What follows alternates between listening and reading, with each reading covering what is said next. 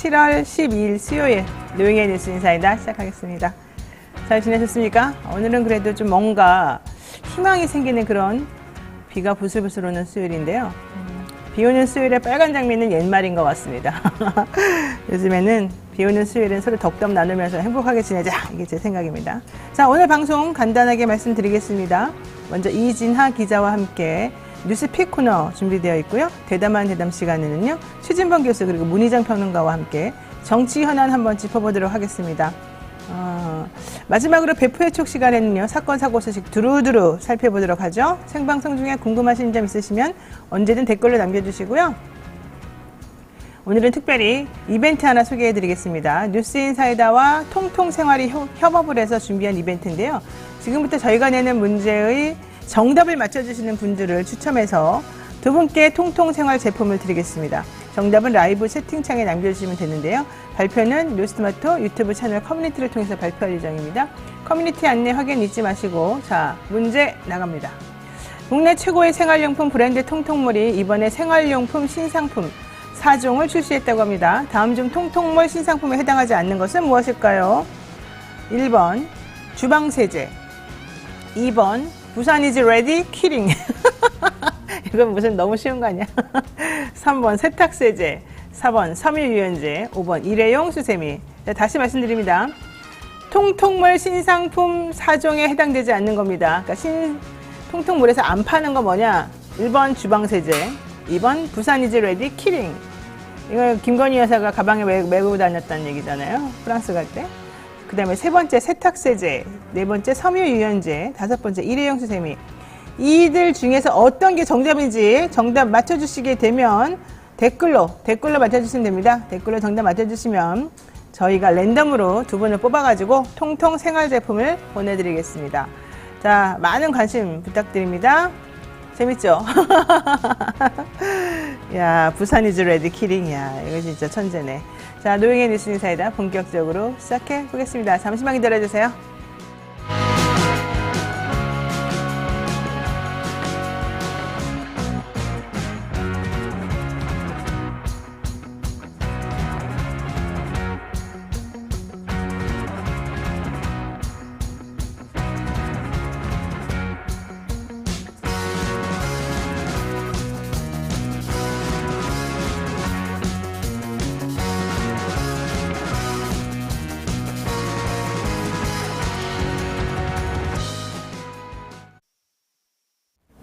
네, 바쁜 아침 이것만은 꼭 알아야 된다. 여러분들께 엄선해서 전해드리는 뉴스픽 시간입니다. 오늘도 이진하 뉴스마토 기자와 함께하겠습니다. 어서 오십시오. 네, 안녕하세요. 네, 이진하 기자가 지금 방송한 지 얼마나 됐죠? 제가 5월 중순부터 했으니까 한 달 반이 넘었네요. 네. 네, 할만해요? 네. 너무 좋아하고 있는데. 자, 오늘 첫 번째 뉴스는 뭡니까? 네, 오늘은 이제 북한 소식을 좀 전해드리겠습니다. 북한이 국방성에 이어 김정은 국무위원장의 여동생 김여정까지 앞세워 미국 정찰기 관련 위협을 이어갔는데요. 특히 평소에 남조선 또는 남측이란 표현을 썼던 것과 달리 대한민국이란 표현을 쓰면서 적대감을 노골적으로 드러내 김여정의 의도에 관심이 좀 쏠리고 있습니다. 지금 김여정이든 뭐 북한이든 지난번부터 우리 관련 내용을 외교부에서 얘기하지를 않나, 이제는 남조선이란 말을 쓰지를 않고 그냥 대한민국이라고 부르지를 않나, 뭐 분단의 고착화를 넘어서 아주 그냥 쐐기를 박아버리겠다, 이런 생각이 있는 것처럼 지금 보입니다. 거의 우리를 이제 남로로 취급하고 있는 거거든요. 네. 이거 어떻게 앞으로 진행이 될까요? 일단 두 국가로 보는 게 아니냐라는 얘기가 나오고요. 일단 이렇게 이야기한 배경에 대해서는 네. 김여정 부부장이 어제 미국을 향해 반복되는 무단 침범 시에는 미국이 매우 위태로운 비행을 경험할 것이다라고 위협했습니다. 김 부부장은 배타적 경제수역 상공의 비행이 주권 침해라는 주장인데요. 이날 담화에서 또 이제 미 공군의 전략 정찰기가 조선 동해 측 경제수역 상공에 8차례에 걸쳐 무단 침범하면서 공중 정탐 행위를 감행했다. 나는 위임에 따라 우리 군의 대응 행동을 이미 예고했다고 밝혔습니다. 그러면서 이제 대한민국 군부는 또다시 한미 정상적인 비행 활동이라며 뻔뻔스러운 주장을 펴며 우리 주권에 대한 침해 사실을 부인했는데, 이 문제는 우리 군과 미국 군의 사이의 문제로 대한민국은 군부 깡패들의 주제에 군부 깡패들은 주제넘게 놀지 말고 당장 입을 다물어야 한다라면서 이제 강력하게 좀 이야기를 했습니다. 여기에 이상준 합참 공보실장은 배타적 경제 수역은 항행과 상공 비행이 자유가 있는 곳이라고 이제 강조했는데요.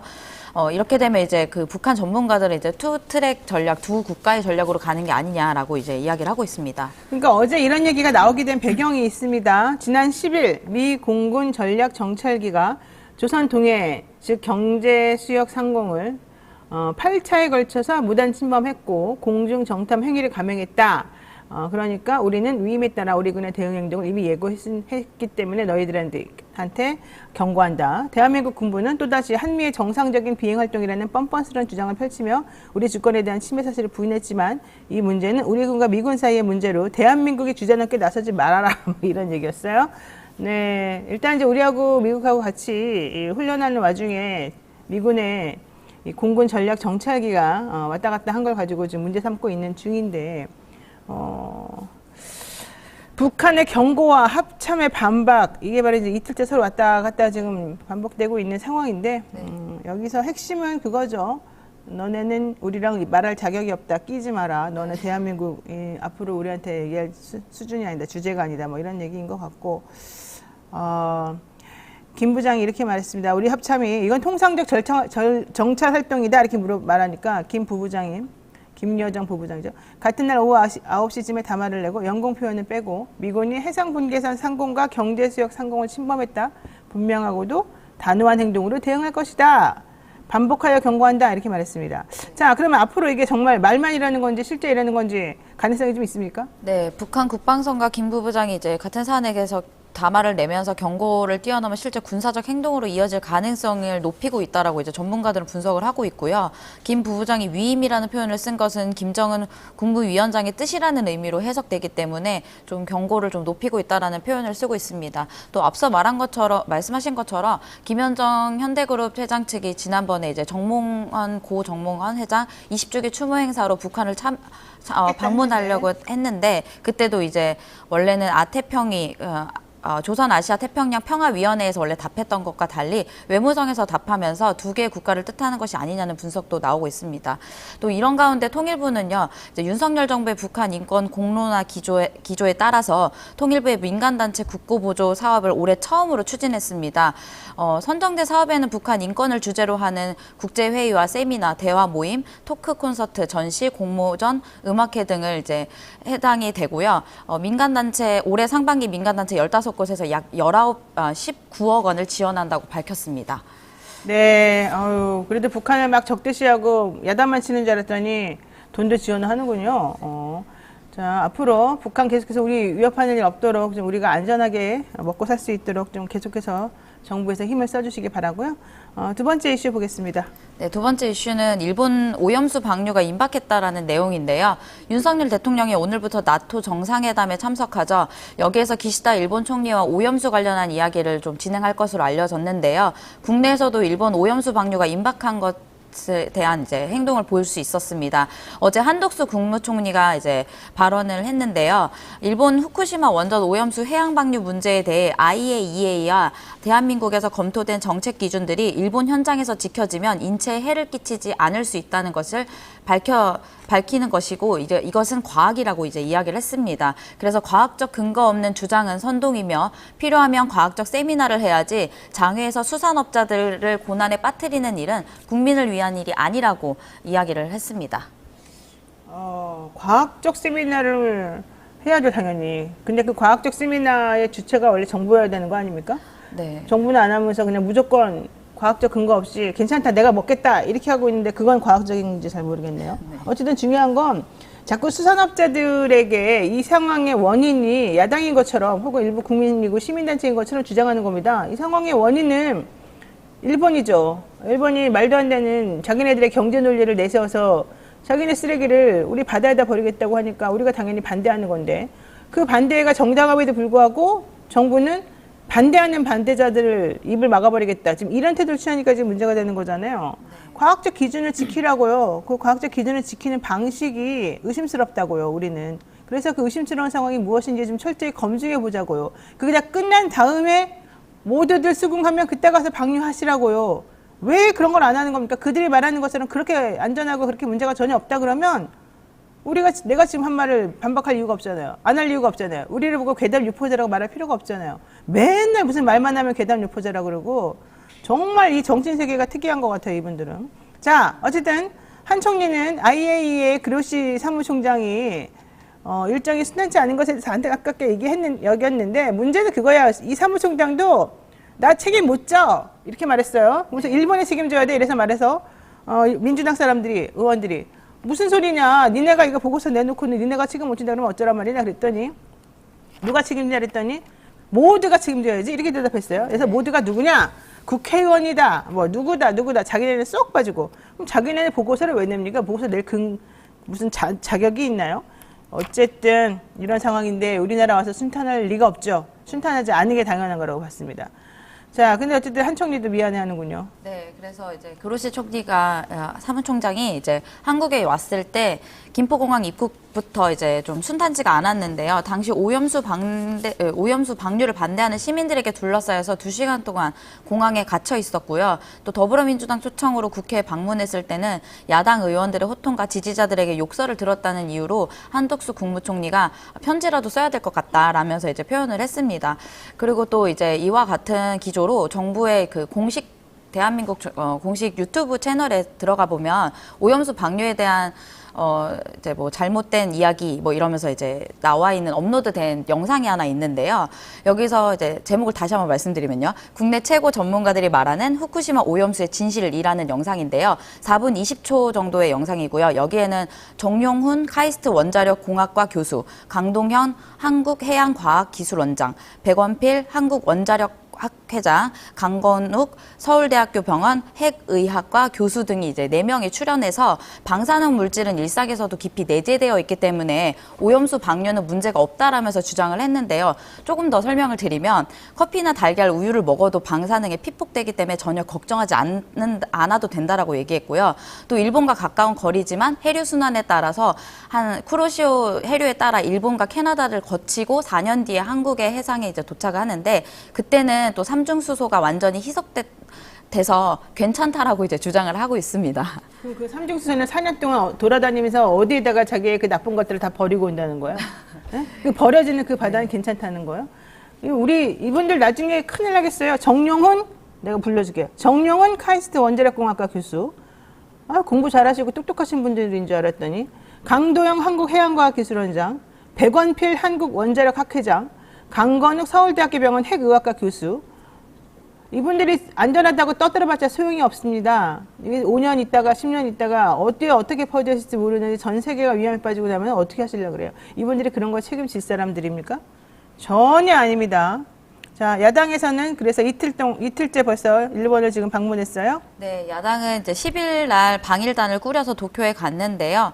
방일단은 일본 의원들을 만나 오염수 해양 방류가 아닌 대안을 찾아야 한다는 데 의견을 함께 했고요. 여기에 국민의힘은 계속해서 이제 비판의 행보를 보이면서 국제 외교 참사, 선동 정치, 해외 수출 행보를 보이고 있다라고 이제 비판을 했습니다. 근데 일본 현지에서도 계속 어민들에 대한 설득을 이어가면서 최근에 이제 여론조사가 원래는 이제 반대가 50%가 조금 넘었었는데 일본 내 여론조사에서 점점 찬성의 응답이 나오고 있다라는 여론이 나오면서 조금 불안감을 높이고 있습니다. 일본은요, 자기네 나라 어민들한테 7천억 준대요. 우리한테 안 준대요. 우리는 그러면 왜 아무런 보상도 없고 아무런 이득도 없는데 이걸 왜 찬성합니까? 우리가 일본 국민도 아니고 우리가 일본 어민입니까? 일본은 남의 나라에 영향을 끼칠 수 있는 나쁜 짓을 하면서 왜 그 인접 나라인 우리나라에게 미안하다고 하고 우리나라에게 뭔가 보상을 하고 대책을 마련해주고 이런 걸 안 합니까? 지네 나라 사람들만 돈 주겠다 그러고. 그러면 우리나라 대통령이 거기 대해서 가만히 있어야 됩니까? 아니면 더 적극적으로 나서가지고 야 당신 잘합니다. 우리나라에서는 내가 얻어맞아 줄 테니까 일할 거 하세요. 이래야 됩니까? 저는 아무리 생각해도 이해가 안 가요. 뭐 일본하고 무슨 관계가 있나? 이해가 안 가요. 자, 이진아 기자 수고 많으셨어요. 네, 감사합니다. 네. 요즘 제가 품는 의혹에 대해서 대답해 줄 사람이 없다는 거, 아무도 대답 안 한다는 거, 이게 가장 슬프네요. 자, 생방송 댓글 참여 계속해서 부탁드리고요. 잠시 후 대담한 대담으로 돌아오겠습니다.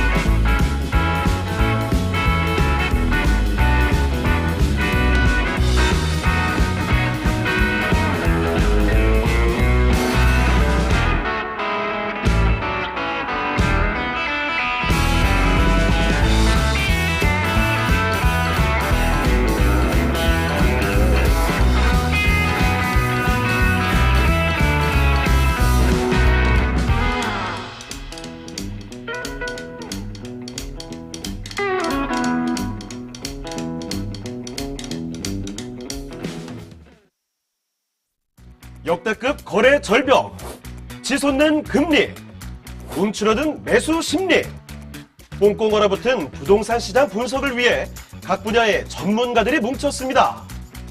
토마토 집통 부동산 콘서트, 대한민국 넘버원 부동산차를 토마토 집통에서 준비한 혼란스러운 시장 속 현명한 투자를 위한 특별한 시간, 토마토 집통 부동산 콘서트에 여러분의 많은 참석 바랍니다.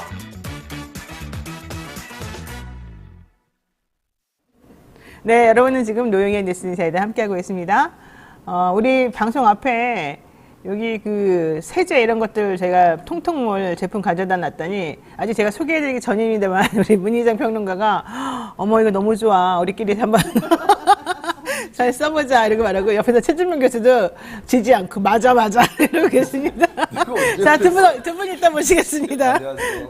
안녕하십니까. 저는 네. 이렇게 얘기했습니다. 방송하는데 세제를 앞에 놓고 하니까 참 특이하다. 아유, 요즘에 저는 이 선전이나 이런 제품에 대한 광고를 요청하는 기업들이 잘 살아야 우리나라가 잘 산다. 이 생각을 하고 있어서 뭐 돈을 받고 안 받고 떠나가지고 열심히 저는 광고를 해드리고 싶어요. 특히 뉴스토마토의 광고 의뢰를 한다라는 거는 기업 입장에서 굉장히 자신감 아닌가요? 그렇죠, 네, 그렇죠. 털어볼 테면 털어봐라. 네. 우린 자신 있다. 게다가 내가 성격이 안 좋잖아요. 성격 안 좋은데 내가 이렇게 열심히 광고해준다. 야, 이거 대단한 거예요. 여러분 한번 써보세요. 자극이 없어요. 진짜 순하고요. 잘 닦이고요. 냄새도 좋고 다 좋습니다. 만약에 마음에 안 들면 돌려서 반환해달라고 하세요. 네, 여기 사장님한테. 뉴스토마토 이승영 본부장이 반환해달라고 하세요. 자, 어쨌든 정식으로 다시 말씀드리겠습니다. 열받을수록 발음이 정확해지는 남자. 시사계의 촌철살인 래퍼. 좀 못됐지만 그래도 똑똑하고 아주 잘 모든 상황을 이해해 주시고 설명해 주시는 분입니다. 바로 랩진봉 최진봉 교수 모시고요. 또 우리가 또 사랑하는 그 평론가 문희정 국제정치평론가 모시겠습니다. 두 분 어서 오십시오. 안녕하세요. 네, 저희가 오늘 특별히 문희정 평론가 모신 이유는 뭐 후쿠시마 IAEA 보고서도 있고 우리 대통령도 외국 나가 있고 뭐 여러 가지 이런 여러 가지 것들이 있어서 외신에 약한 최진봉 교수를 도와주기 위한 겁니다. 이 와중에 드래곤님께서 또 슈퍼챗 쏘셨는데 감사드립니다. 자, 후쿠시마 오염수 관련 외신들 반응부터 한번 살펴보겠습니다. 후쿠시마 관련 IAEA 보고서가 나왔는데요. 일본에서는요, 우리 정부를 비롯한 국제사회에 후쿠시마 오염수 방류를 적극 논의, 설득하겠다 이런 얘기입니다. 우리나라에서는 점점 여론이 안 좋아지고 있지만 그런 거 신경 안 쓰고 있습니다. 윤석열 대통령과 기시다 후미오 총리가 나토 정상회담에서 만나죠. 2번의 만남이 예정되어 있다고 하는데 이게 후쿠시마 오염수 방류 문제를 얘기를 할 것으로 지금 보이는데요. 야당에서는 하지 말아라 이렇게 얘기를 하고 있어요. 일각에서 들리는 유언 비어는 이런 게 있더라고요. 기시다가 우리 대통령에게 우리 대통령이 먼저 물어보겠죠. 이거 지금 방류하면 내년 총선 앞두고 좀 분위기 안 좋아질 것 같은데 좀 시기를 늦출 수 있을까요? 이렇게 물어보면 기시다가 그렇습니까? 이러면서 우리가 또 이 윤 대통령을 도와줘야 되는데 이러면서 좀 시기에 대한 조절을 해보지 않을까? 뭐 이런 얘기도 하긴 해요. 근데 아직 4월까지 좀 많이 남았기 때문에 아예 미리 방류하고 총선 때는 조용해지자 이런 전략도 있을 것 같고 어떻습니까? 저는 그렇게, 그러니까 뭐 연기하고 이럴 가능성 낮다고 봐요. 일본 입장에서는 어쨌든 계획대로 착착 진행해 나갈 거고, 그렇죠. 윤석열 대통령은 뭐 그냥 묵인하겠죠. 묵인이 결국 방조고, 방조가 결국은 이제 승인이다 이렇게 저는 개인적으로 생각을 하는데 그런 절차를 밟을 가능성이 있고 제대로 이번에 가서 만난다 하더라도 뭐 기시다 총리는 안전하다 이 얘기 계속 강조할 거고 윤석열 대통령은 경우가 이제 한다는 소리는 제가 볼 때 제가 그냥 예측컨대 그 IAEA의 그 실사단 있잖아요 거기 그 뭐 검증하고 이런 사람들 거기 사무소에 우리 전문가 한 명 좀 끼워달라. 이 정도 얘기하지 않을까? 근데 그게 무슨 의미가 있어요? 이미 방류는 시작이 되면. 아니, 방류 시작되고 나서 방류가 잘 되는지 보고 있는 관리하는 곳에 우리 전문가가 가 있는다고 무슨 의미가 있냐고, 그게. 이미 방류는 시작이 된 거잖아요, 지금. 방류 자체를 하지 못하도록 막거나 아니면 중단시키거나 아니면 연기시키는 게 필요한 건데, 국민이 원하는 거 그건데 그걸 하는 게 아니고 경우 아마도 제 예측은 IAEA 관리하는 사무소에 그냥 우리 직원 한 명 더, 우리 전문가 한 명 더 앉혀달라 이 정도 얘기하고 오지 않을까 하는 생각이 들어요. 그러니까 면피용으로 그냥 우리가 열심히 보고 있다. 그러니까 보고 있으면 뭐하냐고 물은 나가고 있는데 지금 그걸 막아야 되는 거 아니겠어요? 그게 더 중요한 문제인데 본질의 문제보다는 보여주기 식으로 우리 전문가 한 명이 거기 파견돼 있다 이 정도로 마무리하려고 하는 게 아닌가 하는 생각이 듭니다. 문희재 평론가님, 지금 현재 이 방류가 되고 있습니까? 아니요, 아직은 공식적으로 방류 방류를 시작은 안 아직 안한 했는데, 걸로 알고 왜냐하면은 있는데. 네. 자민당하고 연립정부를 구성하고 있는 공명당 측에서 아니 해수욕 하는데 요 시기는 좀 피해야 되지 않느냐라는 얘기가 나오고 있는데, 두 분은 윤 대통령에 대해서 그래도 굉장히 일말의 기대감이 있으신가 봐요. 왜냐하면 우리 대통령이 기시다 총리에게 무언가를 부탁한다라는 생각 자체를 하시는 거잖아요. 지금까지 한일 관계, 기시다 총리와 윤석열 대통령과의 관계를 보면은 우리 측에서 뭔가를 부탁하거나 얘기를 한 적이 단 한 번도 그렇죠. 없습니다. 그렇죠. 항상 일본 측에서 먼저 얘기를 해가지고 우리 측을 끌어들이는 방식이었고요. 우리 측 입장에서는 일본에게 그 어떤 항의라든지 또는 부정적인 반응 자체를 보여본 역사가 없습니다. 윤석열 정권 들어서서. 그렇기 때문에 이번에도 저는 일방적으로 그냥 앞장서서 일본을 변호해주고 저희가 다 알고 있다. 그래서 잘 알아서 하겠다라는 식으로 저는 먼저 굽히고 들어갈 게 너무 뻔해 보여서 사실은 민주당 측에서도 후쿠시마 오염수와 관련해서 얘기하지 마라라고 이야기를 하고 있는 부분인 것 같고요.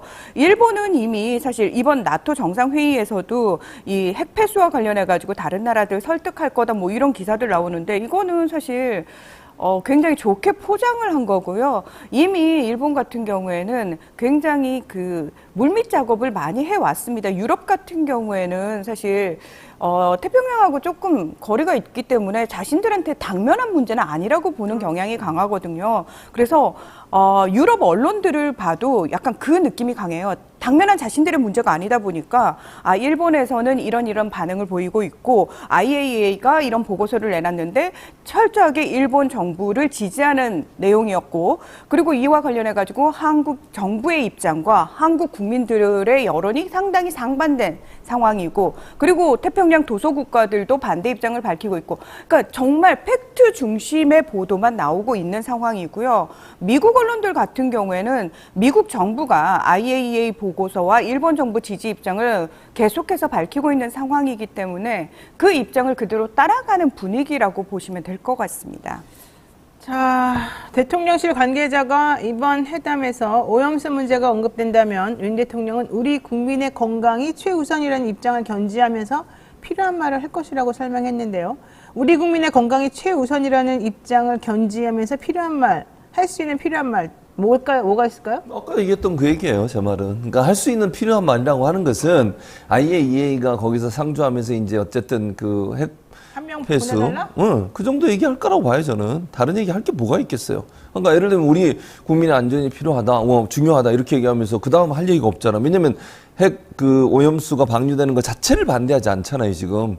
그럼 할 얘기가 없는 거예요. 방류에 대해서는 더 이상 문제를 삼지 않겠다라고 이미 방침을 정한 상태이기 때문에 거기에 대해서는 이런 가타부터 얘기를 하지 않을 거예요, 저는 그렇게 보고. 네. 겨우 한다는 얘기가 아까도 말씀드린 것처럼 그냥 면피용으로 우리 전문가 한 명 거기 좀 앉혀달라 이 정도 얘기하는 걸로 끝나지 않을까 하는 생각이 든다는 그래요. 거예요. 그게 우리 국민의 안전을 최우선으로 생각한 대통령의 최소한의 요구군요.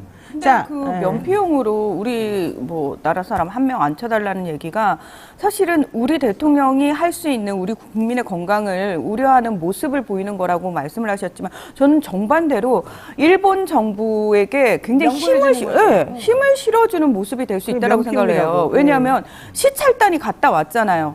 검증조차 하지 못하고 일본 정부가 짜놓은 프레임 안에서 실컷 손바닥 위에서 놀다 온 시찰단이 결국은 뭘 했습니까? 와가지고 그렇죠. 시찰단이 저희는 누군지도 모릅니다.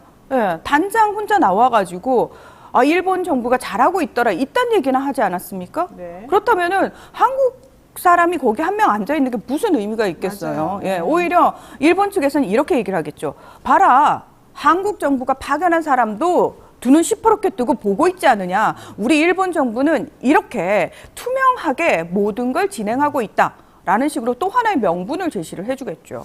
자, 근데 또 언론 보도를 보게 되면 국내 언론에서 여야 입장을 그냥 마치 정쟁처럼 아주 형식적으로 공정하게 이런 의견, 이런 얘기하고 있고 저긴 저런 얘기하고 있다. 이런 식으로 똑같은 분량으로.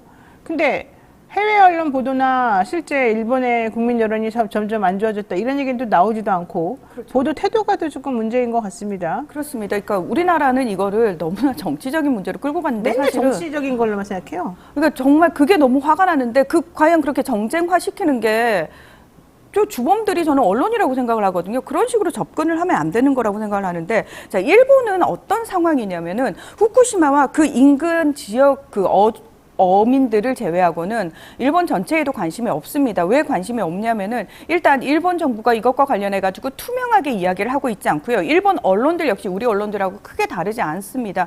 특별히 일본 정부에 반하는 보도들을 내놓지 않고 있는 상황이기 때문에 대다수 일본 국민들은 관심이 없습니다. 잘 모릅니다. 잘 모르다가 우리나라에서 반대 여론이 굉장히 심각해지고 이것과 관련해서 상당히 많은 문제들이 터져 나오니까 일본 언론이 이 상황을 가져다가 보도하는 내용 속에서 일본 사람들이 알게 됐다라는 거죠. 자, 그럼에도 불구하고 여론조사 추이가 어떻게 달라지고 있냐면은 처음에는 아예 관심이 없다는 쪽이 훨씬 많았고, 자, 최근 들어서 반대 여론이 높아지고 있다는 거예요. 그건 뭐냐면은 한국 언론을 인용 보도하는 일본 언론을 통해 가지고 우리 정부가 오염수를 방류하려고 하고 있고 이게 굉장히 심각한 문제구나를 알게 되는 사람들이 늘어나고 있다라는 겁니다. 그럼에도 불구하고 일본 정부 역시 일본 언론 역시 어떤 식으로 보도를 하고 있냐면 정치적인 문제인데 이게 결국은 일본과 굉장히 가까이 지내는 윤 정부가 혹여라도 있을 총선에서 이것 때문에 패배하지 않을까를 미리 걱정하고 윤 정부의 지지율이 떨어지지 않을까를 미리 걱정하는 차원에서 주로 보도의 방향이 맞춰져 있다라는 거예요. 논조 자체가. 자, 그러다 보니까 여전히 일본 내에서 여론은 잘 모르겠다가 훨씬 많다는 거예요. 네. 김재훈님께서 핵폐수는 해류의 흐름을 따질 게 아닙니다. 바다 위에 운항 중인 수백만 척의 배로 인해서 전 세계 해양에 퍼지는 시간은 방류 후 한 달 뒤부터입니다. 이게 무슨 말이냐면은 바다에 배가 떠 있는데 배에 발라스트 평형수라고 하는 걸 이제 가지고 다니잖아요. 요걸 통해 가지고 이제 전체적으로 다 퍼진다 이런 얘기인가 봐요. 전 세계 해양에 퍼지는 시간은 방류 후 한 달 뒤입니다. 그러니까 아까 말한 것처럼 뭐 해류가 흘러 우리나라 돌아오는데 4년 걸린다. 이건 말이 안 된다는 이런 얘기인 것 같아요. 무지랭이 원전 박사들이 뭘 좀 알고나 얘기했으면 좋겠다. 많은 대형선들이 5대양 6대주 항해하는 거는 길어야 한 달이다. 엄청 시간이 짧군요. 평형수로 인해서 온 세계 해양이 오염이 되면 인류에게 가장 큰 재앙이 올 겁니다. 전 세계 어린이들에게 아름다운 미래를 주기 위해서라도 정신 좀 차리십시오. 이런 얘기 했었어요. 이 말이 맞는데 왜 이 모든 일반적으로 많은 분들이 알고 있는 거를 외면하고 모른 척 하는지 모르겠습니다. 어쨌든 중요한 거는 이제부터라도 전 세계의 다른 국가들하고 좀 협업을 해서 일본의 이 무도한 이 깡패 같은 행동을 좀 못하게끔 막는 게 좋지 않을까 싶습니다. 자, 대통령 리투아니아에 또 여사와 함께 도착했죠. 엑스포 세일즈를 주목하면서 부산 엑스포 키링 부산 이즈 레디 이 엑스포 키링에 주목을 했는데요. 실제 해외 언론은 어떻게 보도를 하고 있던가요? 관심 없죠. 우리는 엑스포 거의 멀어진 거 아닙니까? 뭐 아마도 그럴 가능성이 있죠. 현재 이제 상황으로 본다고 하면. 그리고 지금 여기 가서 뭐 여기 세종학당 가가지고 이걸 나눠줬다고 하는데 이게 무슨 큰 의미가 있겠어요. 실제로 투표하거나 아니면 투표에 참여하는 사람들을 대상으로 해서 무슨 비즈니스를 하거나 아니면 무슨 역할을 하면 모를까. 리투아니아 가서 거기에 있는 세종학당이면 한국말 배우러 온 사람들이잖아요. 그 사람들한테 이거 나눠준다고 해서 크게 뭐 어떤 반향이 일어나고 그런 가능성은 낮아요. 그냥 자기가 그런 일을 하고 있다. 그 성과에 대해서 본인이 숟가락 하나 얹겠다 이런 생각밖에 없지 않나는 생각이 들어요. 그러니까 실제 성과가 있을 가능성이 낮음에도 불구하고 그런 활동을 하고 있다는 것을 홍보하기 위한 수단을 활용하는 게 아닌가 이렇게 보는 게 맞아요. 자기 정치하는 거죠. 근데 사실 지난달에 프랑스에서 프레젠테이션 하러 갔잖아요. 그때 이제 우리 언론들은 마치 한국에 대해서 투표를 안 하려고 생각했던 국가들이 굉장히 많이 돌아섰다라는 식의 보도들이 나왔거든요. 그래요? 근데 프랑스 현지 언론들은 전혀 보도 논조 자체가 달랐어요. 최대 관심사는 사우디의 무함마드 빈 살만 왕세자였어요. 그렇죠. 사실은. 예. 그리고 그 거의 확정되다시피 한 상황이었고 한국은 별로 관심조차 받지 못했을 뿐만 아니라 윤 대통령의 어떤 프레젠테이션에 대해서도 별로 반향을 일으키지 못한 상황이었거든요. 그래서 오로지 거의 오기 전부터 무함마드 빈 살만에 대한 기사로 도배가 되는 상황이었는데 한국 언론만 보면 마치 프랑스의 온통 한국과 관련된 기사, 윤 대통령을 칭송하는 기사밖에 안 나왔을 것 같잖아요. 일도 나오지 않았습니다. 정신 좀 차리세요, 제발. 우리나라 언론 지수 엄청나게 다운되어 있고 세계적으로 나가서 좀 부끄러운 수준이라는 얘기가 계속해서 나오고 있죠. 언론의 신뢰도도 문제고 언론 자유 지수도 매우 떨어져 있는 것으로 알고 있습니다. 그리고 우리나라 국민들도 그렇게들 많이 생각하고 있죠. 물론 안 그런 수많은 엄청난 기자들과 언론사가 있습니다만 자꾸 요즘에 나오는 예를 들면 서울 양평간 고속도로 얘기 나온 다음에 원희룡 장관이 완전히 무슨 화살의 방향을 다른 쪽으로 돌리고 나니까 마치 그게 또 맞는 양 또 한꺼번에 쫙 돌린 그런 언론 기사들을 많이 봤거든요. 그런 식으로 자꾸 언론이 왔다 갔다 하면서 자기 중심을 못 잡고 이러다 보니까 이런 일을 벌리는 것 같아요. 결과적으로 무엇이 옳은지를 우리가 모르게끔 지금 만들어 버렸어요. 자, 그래서 사실은 대통령 전용기 타고 같이 쫓아다니는 그 기자들 제대로 된 정보를 줬으면 좋겠다는 게 제 기본적인 생각이고요. 자, 윤 대통령이 나토 정상회담을 2번이나 찾았는데 왜 이렇게까지 열심히 나토에 움직이는 겁니까? 우리 나토하고 상관도 없는데 우리가 나토국인 줄 알았어요. 아니 한 번 지난번에 갔을 때도 좀 이상했는데 또 가요 이번에 아무 이유도 없이. 게다가 지금 들리는 소식에 의하면 뭐 특별히 한 거 없고 산책 돌아다닌다, 여기저기 다니고 있다, 뭐 먹고 있다, 이런 얘기밖에 안 나오거든요. 그리고 우리 여사님께서 또 예쁜 옷 입고 다니신다, 이런 얘기밖에 없어요. 이거 하려고 나토에 또 가는 겁니까? 그러니까 이게 북대서양 조약기구는 그러니까 멤버가 될 수가 업적으로 가는 건데 업적으로 가는 게 무슨 의미가 있냐는 업적으를 2번이나 가요? 그러니까 이제 제가 볼 때는 신냉정주의를 되게 좋아하는 것 같아. 예를 들면 자유민주주의와 공산주의를 구분하고 거기에서 뭔가 이론이 돼가지고 우리가 멤버가 되고 싶다, 이런 간절한 소망이 아닌가 하는 개인적인 생각이 들고. 그래가지고 결국은 이제 문제는 뭐냐면 지금 국제사회라고 하는 것은 뭐 미국도 마찬가지예요. 이념의 문제가 아니라 실리의 배후가 돼야 되는 거잖아요. 근데 이제 윤석열 대통령은 그걸 역사를 그냥 한참 뒤로 백을 해가지고 옛날에 이념적 대결 구도로 가는 그런 구도를 좋아하는 것 같아요. 그러니까 자꾸 자유민주주의 얘기하고 자유를 얘기하고, 물론 국내에서 자유를 다 억압하고 있으면서 그런 행동을 하는 게 결국 나토에 계속 가고 싶어하는 열망이 아닌가 하는 생각이 들어요. 거기 이제 어쨌든 서방의 자유민주주의 또는 뭐 미국과 친한 사람들이 함께 모여 있는 거잖아요. 당시에 뭐 예전에 있었던 뭐 공산주의 세력, 뭐 사회주의 국가들과의 대립 관계에서 그런 동맹체에 계속 가려고 하는 이유가 뭐겠어요? 우리가 직접적 연관도 없고 우리가 가서 거기서 얻어낼 것도 별로 없어요. 근데도 괜히 가가지고 그런 행동을 하는 걸 보면 이 어떤 이념적 대결 구도라고 하는 기본적 개념? 이 개념으로도 못 벗어난 게 아닌가, 이런 생각이 들어요. 아니 여기 가셔가지고도 북핵 문제, 북한한테 때려잡자는 식으로 이제 북핵 문제를 얘기를 하고 난 다음에 우크라이나 지원하겠다는 얘기를 했는데 우크라이나가 6.25 전쟁 때 우리를 공격한 나라예요.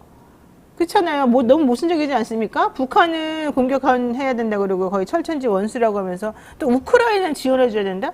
이것도 좀 말이 안 맞는 말이거든요. 자, 지금 이번에 열리고 있는 나토 정상회의의 핵심 의제는 의제가. 자, 2가지를 말씀을 드릴 수가 있어요. 자, 첫 번째, 나토를 이용해가지고 미국의 의도입니다. 나토를 이용해가지고 러시아와 중국을 봉쇄하는 작전을 펼치려고 하는 미국이 이번에 그 의도를 분명히 드러낸 부분이 뭐냐면은 호주와 뉴질랜드, 한국과 일본을 초청을 했어요. 그러니까 이 네 나라들은 사실은 미국 떨거지라고 할 수 있거든요. 호주, 뉴질랜드 같은 경우에는 미국하고 정보동맹으로 파이브 아이즈로 묶여 있는 나라들이고요. 일본 같은 경우에는 아시아 태평양 미국의 전략에 있어서 일본이 거의 행동대장처럼 앞장서 있는 상황이고 거기에 한국을 종속시킨 상황이거든요. 그래서 그걸 이제 미국이 추진하려고 하는 상황에서 사실은 나토 내에서 독일과 프랑스 같은 유럽 국가들은 이런 반중국, 반러시아에 대해서 굉장히 반대 의견을 많이 표명을 했어요. 그래서 미국이 나토를 이 아시아까지 확대하는 부분에 대해서 굉장히 그 회의가 열리기 전부터 반대를 했고 많이 부딪혔는데 여기에 미국이 자신들의 어떤 의견에 주장에 힘을 실기 위해서 업주부 국가들을 데리고 간 거고요. 그리고 또 하나가 우크라이나와 무기 지원과 관련해 가지고 이번에 바이든 대통령이 지난 7일 날 우크라이나의 집속탄이라는 걸 지원하겠다라고 승인을 해버렸어요. 이게 지금 굉장히 큰 문제가 되고 있는데 그 이유가 뭐냐면은 155mm 포탄이 지금 생산이 잘 안 되고 있기 때문에 이 탄약이 부족한 걸 집속탄으로 메우겠다. 단 155mm 포탄이 제대로 원활하게 공급될 때까지만이라고 얘기를 하고 있습니다. 근데 집속탄 같은 게 큰 폭탄 안에 수십 개의 그러니까 작은 폭탄들이 들어가 있는 거거든요. 불발률이 40%에 달하기 때문에 민간인 피해가 굉장히 큽니다. 그래서 이거는 국제법상에서도 전쟁 범죄로 간주가 될 수 있는 굉장히 위험한 행동인데 이걸 하겠다고 해서 동맹국들이 지금 다 반대를 하고 있는 상황이거든요. 네. 자, 그런 상황에서 한국을 향해서 압박을 하는 거죠.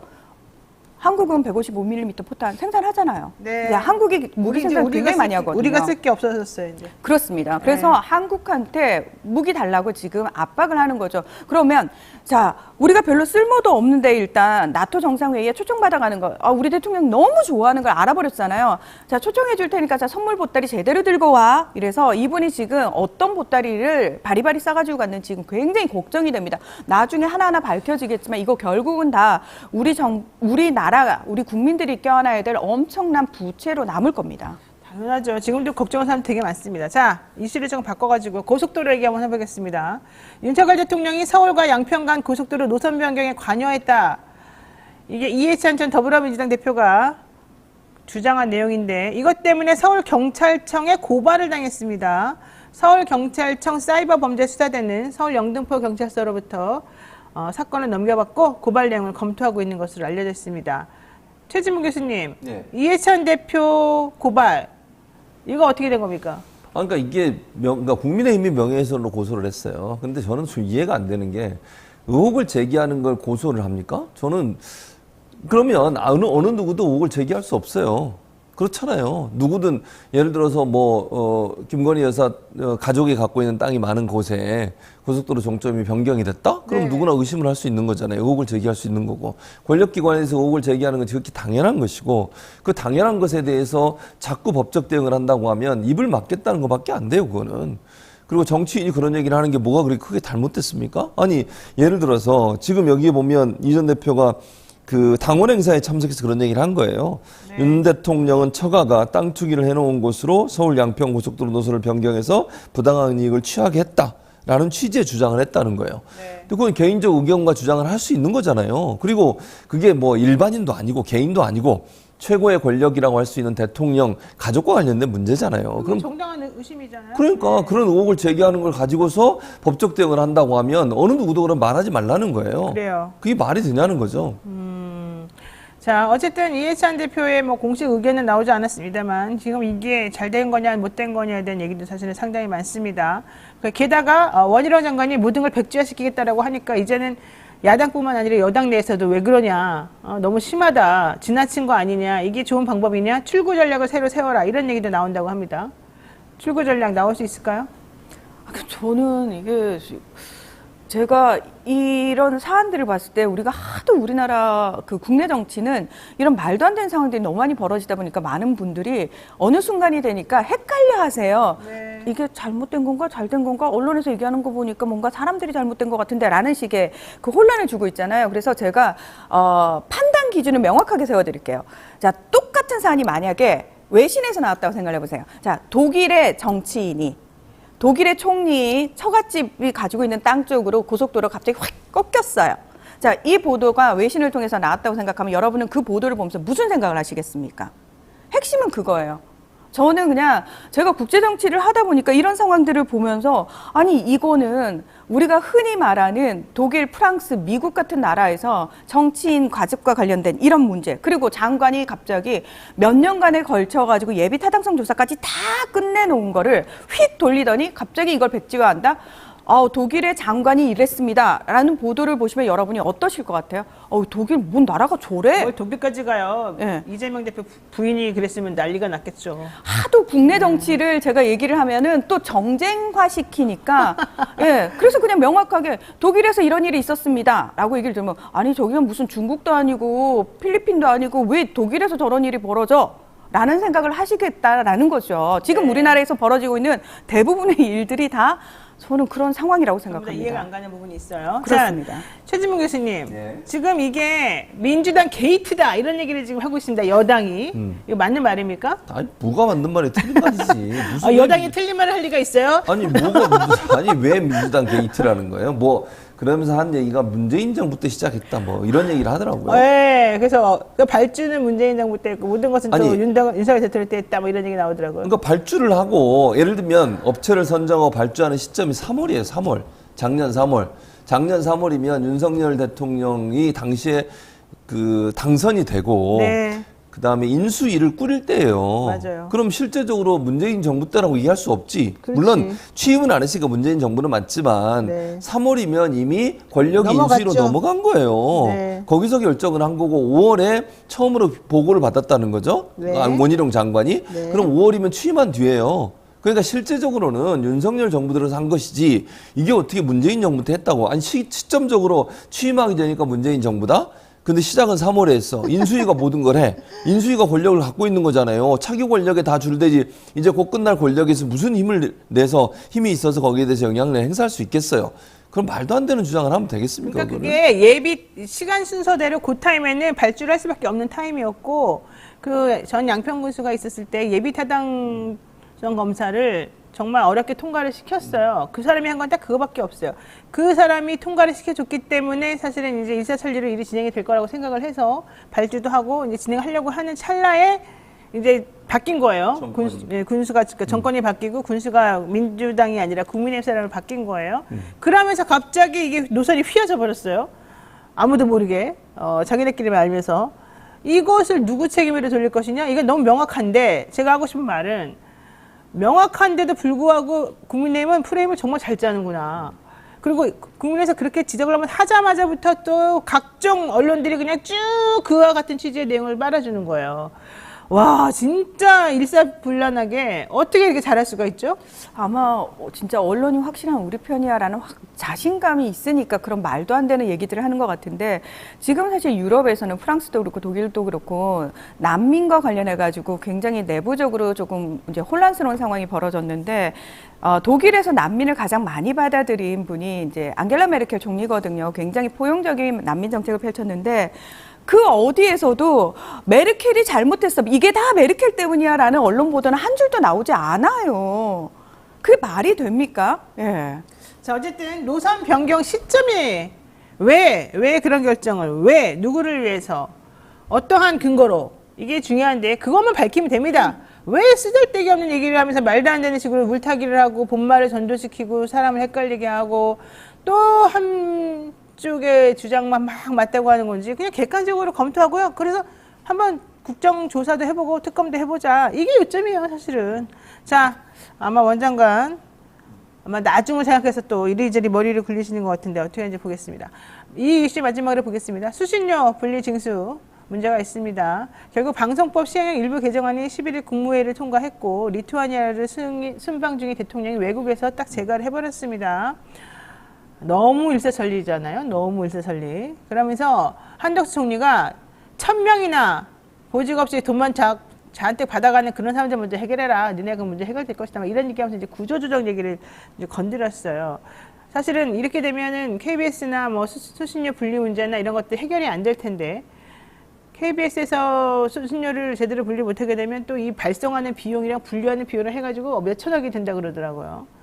자, 이제 어쨌든 그럼에도 불구하고 그 어려운 걸 해냈습니다. 그러면은 누가 나타나겠습니까? 이동관 특보가 나타나지 않겠습니까? 이동관 특보가 이제 방통위원장으로 지금 나올 거라는 거예요. 그럼 이동관 특보를 중심으로 해서 또 그분의 성향이나 그분이 하는 이 상황을 아는 사람들이 미리 딱 줄을 쓴다는 거 아니겠어요? 그렇게 됩니까? 그러니까 이동관 이제 특보가 임명이 될 가능성이 높잖아요. 네. 그러니까 그런 가능성이 높으니까 이동관 특보 같은 경우는 예전에 MB 정부 때 언론 장악에 가장 최전선에 있었던 사람이고 네. 그 경험을 가지고서 이제는 윤석열 정부의 언론이 줄을 서게 만드는 그런 역할을 할 가능성이 높다고 보여져요. 왜냐하면 그분이 했던 예전의 행적을 보면 그런 역할을 하고도 남을 수 있는 그런 분으로 보여지기 때문에 그러니까 종편 만들고 그리고 나서 언론에 대해서 여러 가지 뭐 국정원 동원 뭐 서류도 다 나왔지 않습니까? 국정원에서 무슨 뭐 분류하고 뭐 성향 분류하고 이런 일까지 있었으니까. 그리고 뭐 여러 가지 이제 언론을 탄압하는 여러 가지 행태의 문제들이 있어서 그런 문제가 일어날 가능성이 있다고 봐요. 근데 KBS 수신료 문제는 분리 문제는 이게 단순히 그냥 분리하는 그런 문제가 아니라 KBS를 압박하기 위한 하나의 수단으로 활용될 수 있다는 게 문제라는 거예요. 벌써 하고 있어요. 이렇게. 그러니까 결국은 이제 돈줄을 죄게 하는 것은 그걸 통해서 굴복하게 만드는 거예요. 그러니까 TBS가 제가 사례라고 몇 번을 말씀드렸잖아요. TBS 같은 경우에 지금 거의 뭐 운영이 어려운 상황이 돼버렸어요. 그러니까 KBS도 만약에 이렇게 되면 계속 경제적 압박을 받게 되면 내부적인 반발이 또 생겨요. 그럼 사장 물러나라고 하고 그렇게 되면 내부적 반발이 생기니까 결국 불만이 충돌하게 되고 내부 갈등이 일어나게 되고 그랬을 경우에는 지도력이 상처를 받게 되고 그러면 사장 물러나는 상황이 되고 그러면 또 현 정부의 어떤 가까운 사람이 사장으로 앉을 가능성이 있잖아요. 그렇게 되면 장악이 이루어지는 거잖아요. 그런 방법을 통해서 노골적으로 정치가 언론을 탄압할 수 있는 상황이 안 되니까 간접적 방법으로 돈줄을 죄는 방법 그 방법을 활용하기 위해서 이런 행동을 했다고밖에 볼 수 없기 때문에 저는 뭐 개인적으로는 분리징수를 찬성하는 사람이지만 시점이나 아니면 절차적으로 봤을 때 이건 상당히 위험한 그런 어떤 시도다 이렇게 보여지는 거죠. 어쨌든 이제 KBS 결과적으로는 정리되는 수순인 것 같아요. 이 건은. 그리고 나면 이제 MBC 쪽으로 방향을 튼다는 얘기거든요. 어떻게 보십니까?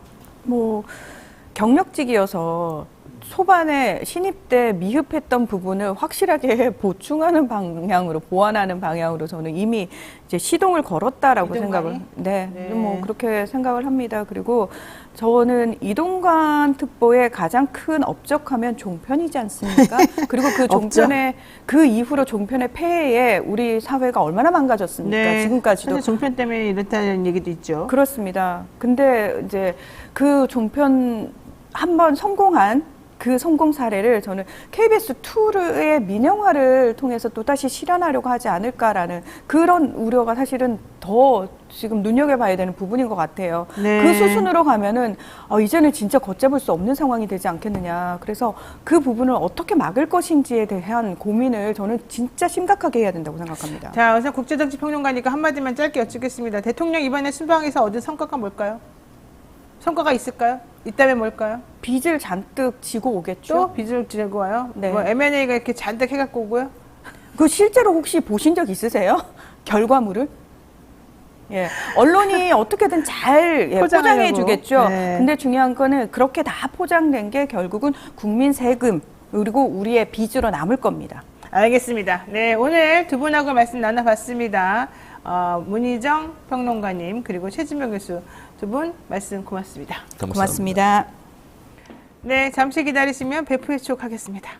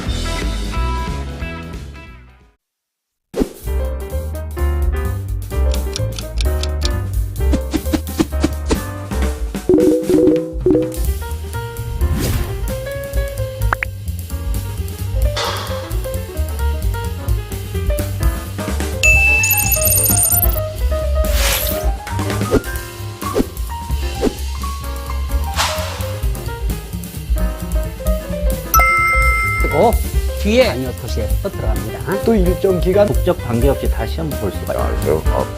그러면 민법으로 간다.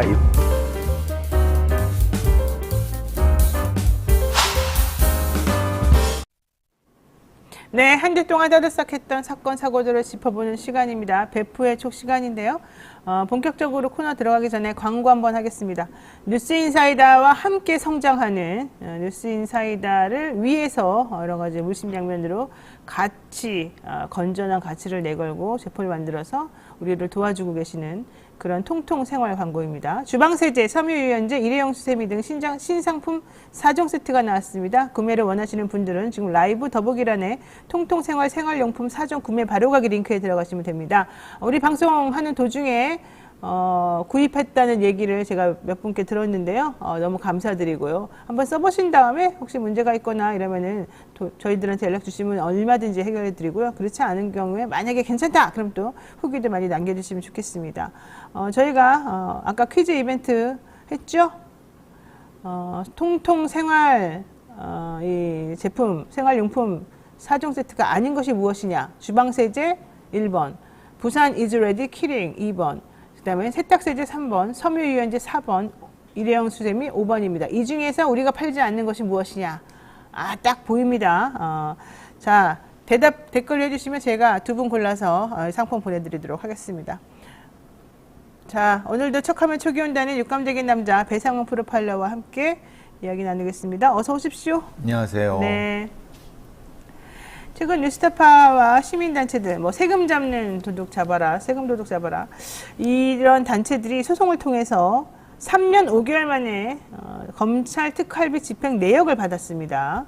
그런데 여전히 특활비가 제대로 사용되었는지는 모릅니다. 왜? 구멍이 뻥뻥 뚫려 있고 무슨 내용도 하나도 안 적혀 있고 이런 거기 때문이죠. 오늘은요, 이 수사기관들이 쓰는 특활비에 대해서 한번 서로 짚어보도록 하죠. 특활비 얘기는 저도 알고 있고 우리 배상훈 프로파일러도 알고 계시는 그런 얘기 아니겠습니까? 우리들의 전문 분야인데 우선 검찰 특수활동비 이게 어떤 용도로 쓰이는 건지 한번 설명 좀 부탁드릴게요. 예, 기획재정부의 예산 및 기금 운영 지침에 따르면은 네. 특수활동비란 기밀 유지가 요구되는 정보 및 사건 수사, 기타 준하는 외교 안보 경호 등 국정 수행에 직접 소용되는 경비를 말합니다. 즉 말하자면 기밀 유지에 필요한 수사 상황이 필요한 형태에 따라 쓰는 겁니다. 말하자면 네. 검찰 특수활동비지만 정확히 말하면 수사비입니다. 수사비. 예, 수사비. 그러니까 즉 함정 수사는 아닌데 일종의 그런 거죠. 언더커버 활동이라든가 예를 들면은 마약 관련된 수사를 하는데 마약을 일부 사서 어떤 그 마약 사범을 유인할 때 이런 형태에 쓰라고 하는 그걸 얘기를 하는 건데. 지금 우리가 말하는 이 검찰 특수활동비, 경찰 특수 이런 거는 너무 그 용도가 해괴해진 겁니다. 해결해졌어요. 네, 왜냐하면 원래 쓰는 데가 아니라 그냥 말 그대로 일종의 수당의 일종 아니면 월급의 일종으로 마구 쓰는 근거 없이 쓰이는 형태가 된다는 것이 문제가 되는 거죠. 그러니까 사실은 꼭 필요한 수사에 꼭 필요한 돈이 있죠. 근데 그런 돈으로 사용하려고 원래 처음에 마련되었던 것인데 이게 점점 금액이 늘어나면서 점점 사용 범위도 이상해졌습니다. 왜냐하면 이런 돈이 어떻게 쓰는지에 대해서는 기밀 유지 때문에 정확하게 안 밝혀도 되거든요. 그러다 보니까 오히려 주머니 돈, 쌈짓돈처럼 내 돈처럼 막 써버리는 거예요. 이 특수활동비 받으면서 많은 검사들은 집에서 용돈 안 받는다. 내 월급은 전부 다 집에 갖다 주고 난 이걸로 먹고 산다. 이런 사람들이 많더라고요. 제가 알아보니까. 이제 보통 검찰 출신의 이현주 변호사님이 그런 말씀을 하셨습니다. 법무부의 어떤 검사는 매월 10만 원씩 받아가고 또 어디는 또 못 받아가고 어디는 50만 원 40만 원에서 받아가던데. 예. 예. 그리고 또 어디는 또 박사 출신이라고 못 받아가고 이런 겁니다. 말하자면 너무 기준이 없는 거죠. 제가 사실은 제가 있던 곳에 어떤 관련된 과장님이 그런 말씀을 하셨어요. 지금은 아닐 수도 있습니다만은 정보 형사들이 왜 정보 형사를 하려고 하느냐라고 묻더라고요. 그래서 정보 형사들이 한 달에 500만 원을 받는답니다. 한 명당이요? 한 팀당? 한 사람당. 한 사람당? 그러니까 원래 경장 계급이면은 200만 원 받기도 힘듭니다. 제가 첫 들어왔을 때 경장 들어왔는데 그때 250만 원 받았으니까 많이 받는 거죠. 근데 그 나머지 200만 원, 50만 원은 어디서 오느냐 그랬더니 그게 정보. 그러니까 그게 이제 말하자면 옛날에 안기부가 이제 행안부에 넣어뒀던 거를 빼갖고 다시 넣어주는 거죠. 현금으로 찾아가는 거라고 합니다. 그러니까 그래서 다들 꽃보직이라고 하는 이유가 이 특수활동비라고 하는 것이 아까 정보 수사 관련된 부분에서 근거를 제출하지 않아도 현찰로 그냥 봉투에 넣어서 줄 수 있는 아무런 뭐 근거도 제출하지 뭘 써도 상관없는 그런 비용이라는 건데 그만큼 어떻게 보면 위험한 돈이기도 하고 어떻게 보면은 굉장히 쉽게 쓸 수 있는데 잘못 사용되면은 굉장히 폭발력이 강한 그런 돈이 특수활동비입니다. 이번에 뉴스타파랑 시민단체들이 무려 3년 5개월간 정말 지난한 소송을 통해서 쟁취해낸 게 바로 1만 7천 장의 검찰 특활비 내역이에요. 이거 안 주려고 정말 여러 가지로 노력했으나 결국 줄 수밖에 없었어요. 법원의 판결로 인해서. 2017년 1월부터 2019년 9월까지 33개월치를 받았어야 되는데 2017년 1월부터 4월까지는 없어요. 사실은 전 여기에 엄청나게 이상한 돈이 들어갔을 거라고 보는데 그동안에 4개월 동안에 얼마 썼냐 물어봤더니 74억을 썼다는 겁니다. 그러면 74억을 어떻게 썼냐? 하나도 내역이 없다는 거야. 그렇죠. 그러니까 74억을 얼마나 이상하게 썼으면 하나도 내역이 없겠어요. 무단 폐기, 일부러 폐기시켰을 것이다. 증거인멸 비슷하게. 이런 얘기도 나오거든요. 그럼 이거는 좀 냄새가 나네요.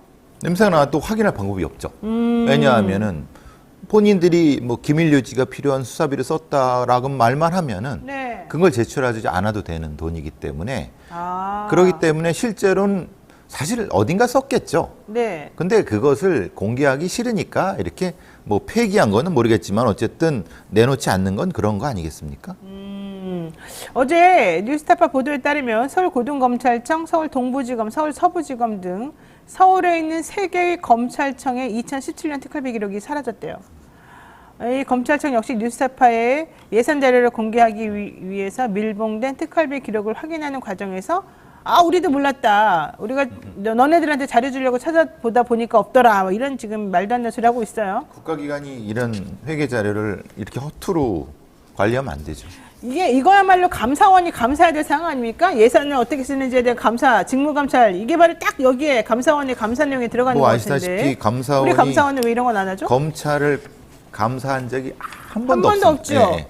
딱 한 번 지난 정부에서 하려고 하다가 그 극심한 반대 때문에 아마 문도 못 들어갔을 겁니다. 아니 그러니까 원래 이런 거 감사해야 돼요. 예산을 그렇죠. 제대로 썼냐, 예산을 얼마나 이상하게 썼느냐, 이게 그 예산이 직무에 맞게끔 쓰여졌느냐 이런 거 감사하라는 게 원래 감사원의 취지인데. 감사원의 크게 두 가지의 업무가 회계감사라고 직무감찰이죠. 그렇죠. 직무감찰은 뭐 못한다 하더라도 회계감찰은 해야 되는데 뭐 비근한 미국의 GAO라고 미국의 회계감사국 같은 경우는 어떤 정보기관도 어떤 수사기관도 다 감사를 합니다. 그래야죠. 그러니까 왜 그러냐면 거기는 행정부 소속이 아니라 의회 소속입니다. 미 의회 회계감사국이라고 해서 GAO라고 해서 되니까 당연히 미국의 CIA나 FBI 같은 데는 DIA 같은 경우도 그쪽에 의무적으로 내금 돼 있다는 거죠. 네. 그러니까 그게 지금 사실 이게 행정부 소속이니까 버티는 거 아니겠습니까? 네. 자, 검찰청 차원에서 해명이 필요한 것 같은데 대검찰청에서 특수활동비 기록이 없는 기간은 2017년 1월부터 4월, 서울고등검찰청은 2017년 1월부터 7월, 서울중앙지방검찰청은 2017년 1월부터 5월, 서울동부지방검찰청은 2017년 1월부터 8월, 서울서부지방검찰청은 2017년 1월부터 5월이에요. 자, 요 기간 동안 도대체 무슨 일이 벌어졌길래 이렇게 없을까요? 이거 되게 이상해요. 그러게 말입니다. 이 상황에서 특별한 큰 돈이 지출됐거나 아니면 그때 뭔가 이게 74억 원어치가 없어졌다는 그렇죠. 거거든요. 근데 사실 이게 74억 원만이의 문제일까라는 더 생각을 있겠죠? 해봅니다. 예. 왜냐하면은 아시다시피 이제 과거에 이 특수활동비가 문제된 거는 가장 크게 문제된 거는 이제 옛날에 중정이라고 하는 정보기관이 네. 정부의 요처에 예산을 이렇게 숨겨놓지 않습니까? 수천억씩. 그러니까 그걸 가지고 이제 뭐 어떤 특수공작이나 이런 데 써갖고 박근혜 정부에서 문제가 됐던 부분인 거고 역시 이런 부분들은 기록이 필요하다.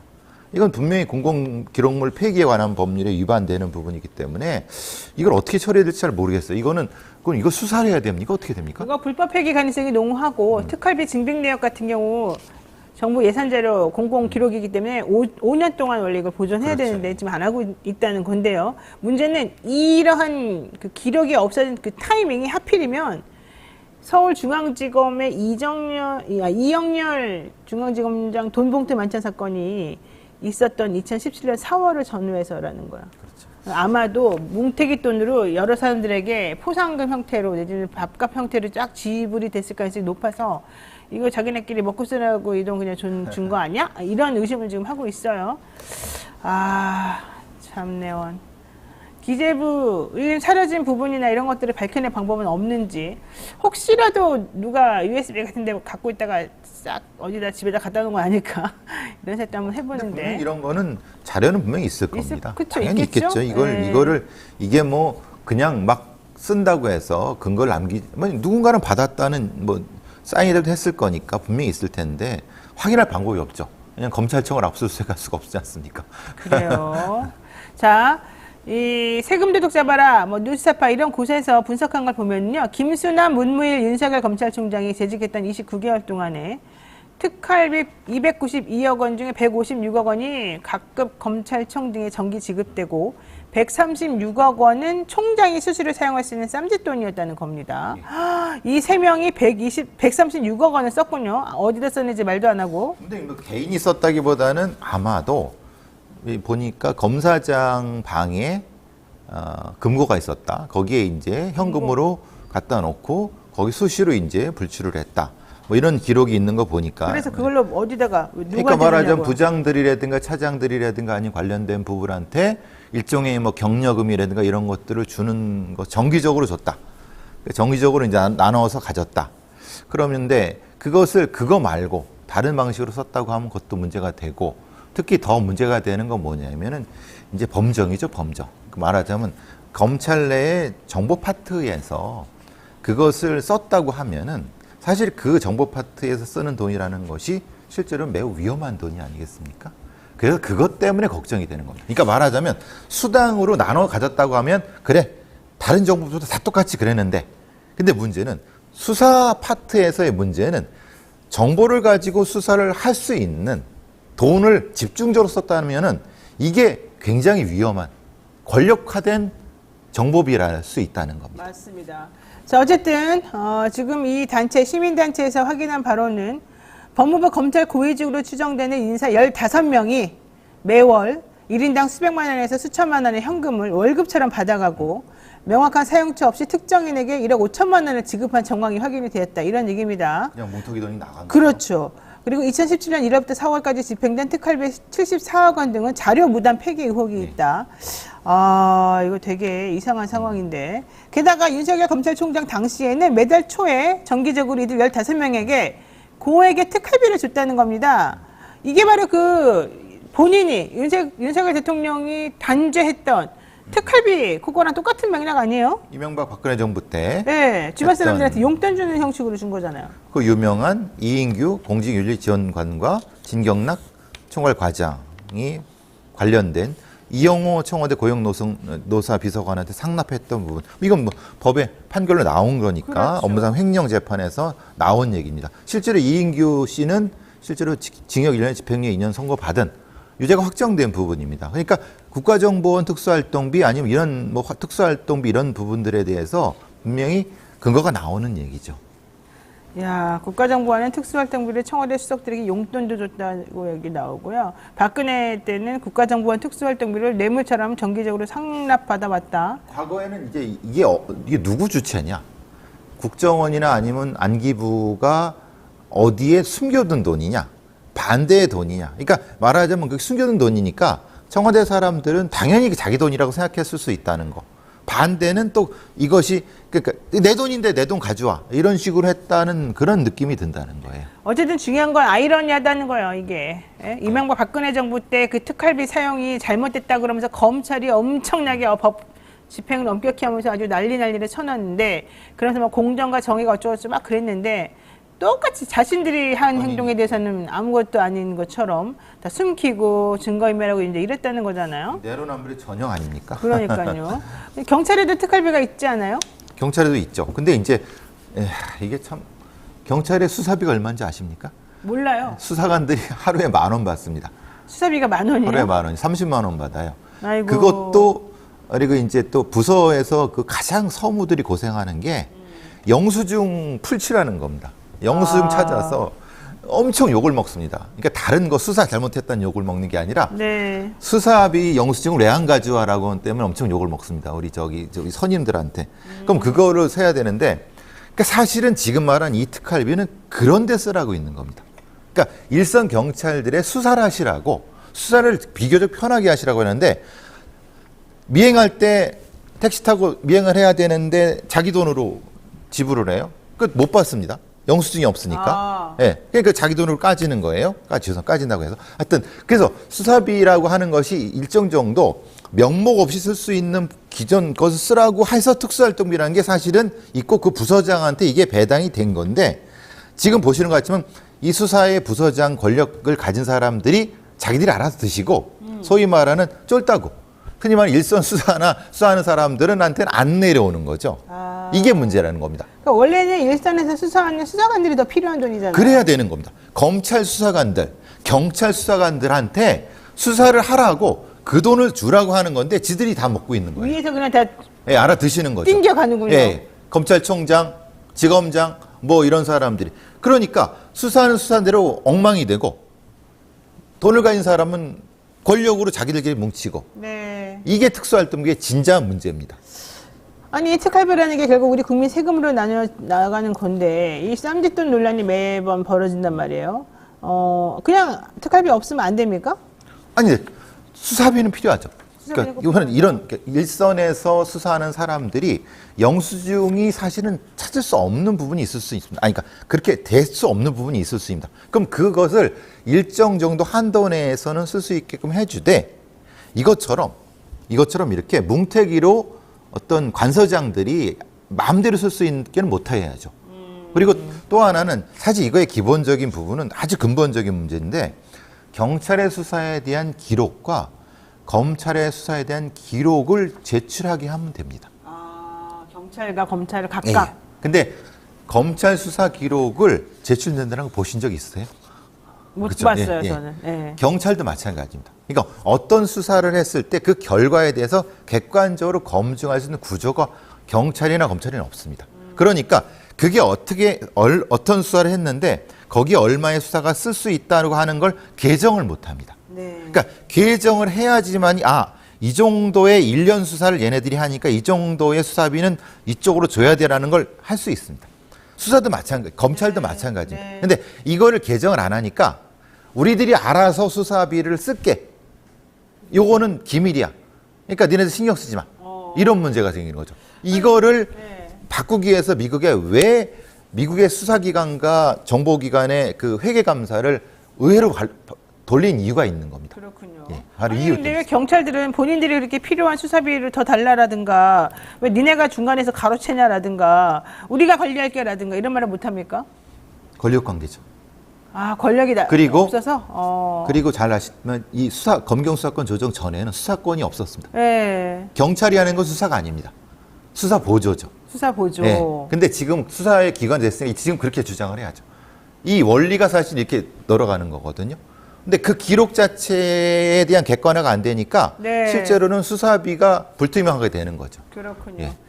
네, 정말 말씀 듣다 보니까 검찰 특활비는 정말 눈먼 돈이다라는 걸 우리가 다시 한번 알 수 있고, 검찰이 모든 정보를 가지고 있으면서 정보도 제대로 안 만들어놨다가 필요할 때는 또 싹 없애가지고 주는 바람에 문제가 있다라는 것도 조금 확인을 하게 됐습니다. 물론 검찰에서는 그런 적 없다, 우리는 괜찮다라고 지금 얘기를 하고 있기 때문에 누구 말이 맞는지 모르겠는데 이번에 시민단체가 그래서 윤석열 대통령의 이 특수활동비 사용과 관련한 내용을 다시 고발에 들어갔다는 얘기가 있어요. 물론 대통령에 대한 고발이기 때문에 현 단계에서 수사가 제대로 이루어지지는 않겠지만 결과적으로 진실은 언제든 드러나게 되어 있으니까 제가 봤을 때는 천천히 한번 팩트를 체크해 가면서 무엇이 옳은 것인지 아닌지 한번 확인하는 게 필요할 것 같습니다. 네, 오랜만에 미사타님께서 돌아오셨군요. 네, 그동안에 지난번에 수술 받은 거 아프셨는지 어땠는지 모르겠는데 다시 건강하게 돌아오신 모습 보니까 너무 반갑고요. 저희 베이비박스 후원하는데 또 2번이나 도움을 많이 주셨습니다. 감사드리고요. 너무나 많아서 할 말을 잊어버리게 만드는 이 거짓말투성이 정부에 대한 안타까움이 있습니다. 라고 얘기를 해주셨는데, 네, 많은 분들이 또 공감하는 부분이 있겠습니다. 자, 오늘 말씀 여기까지 들어야 될 것 같습니다. 배상훈 프로파일러님, 감사합니다. 감사합니다. 네, 저희는요, 내일 신장식 변호사 그리고 김필성 변호사와 함께 하겠습니다. 혹시 여러분들이 초대하고 싶은 어떤 인터뷰 대상자나 얘기 들어보고 싶은 사람 있으시면 댓글 같은 거에다가 남겨주시고 저희 커뮤니티에 올려주시면 저희가 적극 반영해서 그분들을 섭외해서 모시는 것도 한번 기획하고 있으니까 많이 협조해 주시기 바라고요. 영친이 여러분 모두 사랑합니다. 내일 아침 7시 30분에 다시 뵙겠습니다. 고맙습니다.